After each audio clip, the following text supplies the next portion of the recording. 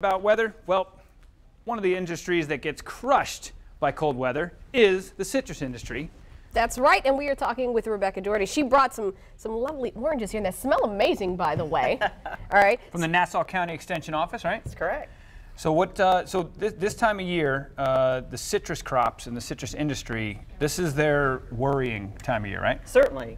And for us, most of the citrus that we grow up here in the Northeast area can handle freezing temperatures easily. The problem comes that if it's 28 degrees or lower for more than 4 hours, then we really have to be concerned. So what we teach people to do is, our concern is from, as you pointed out earlier, the ground up. Yeah.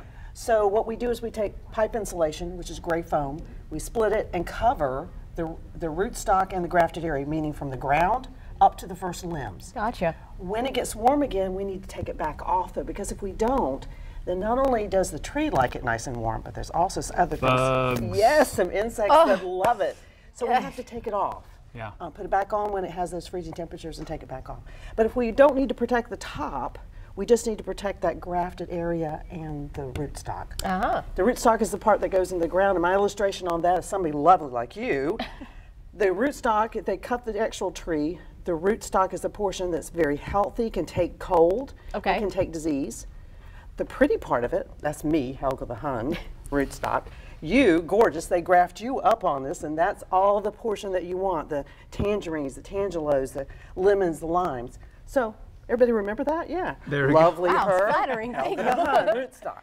So folks out there, maybe if they have a citrus tree in their yard, I have a cocktail tree in my yard, what do you need to look for danger? Really, the freezing part of it, we just need to protect that bottom portion up to the first limb. That's really critical for us, because the grafted part we call the scion, that one will still come back even if it freezes off the top. But our real issue is the greening. Okay, is the disease and you actually brought these two little things. I just thought this was a baby orange, but this is actually, you said it was citrus greening. Yes, it is.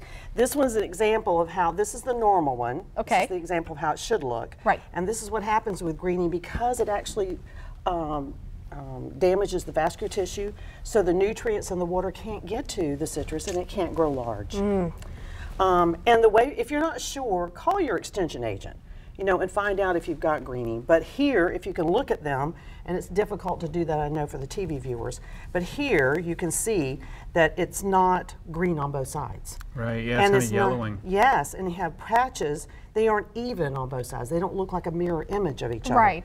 And so because of that, that's what the greening does to the plant.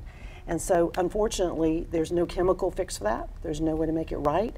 The tree's gonna be taken down. And in fact, I was telling her earlier, this is my tree, so I'm going to have to take it down this year. She got greening on it. Oh no. Oh, no. So you had one good one and then one that you saw? This is actually on the same tree, the healthy portion. There's still portions of it that are healthy. She may last for a few years, but then she's going to be a source of disease. So when the insect comes, and it's caused by an insect, it takes the bacteria out and then transfers to other trees. I can't do that. No. I've got to be responsible. And the citrus industry is big on that too. Huge. They'll come in, they can even come to your property, and if they see a diseased tree, they can remove can't. it. They don't do that. We can't. It's too much money. But what we're doing at UF, at our research basis, is that we have actually got an acre that's totally covered, and it has no way for the insect to get to it. Oh, nice. And we're trying to protect it and see what we can do until we can find an answer for this on how we can control. Now, the Department of Plant Industry has released a beneficial insect that's working on this particular insect, but it's too late. And there's a class, right? There's a class coming up? I've already done my class, but I have a fruit class coming up that's going to be on other fruits. Talking about how to grow them. They can go to our orchard and see what we're growing. 10 o'clock on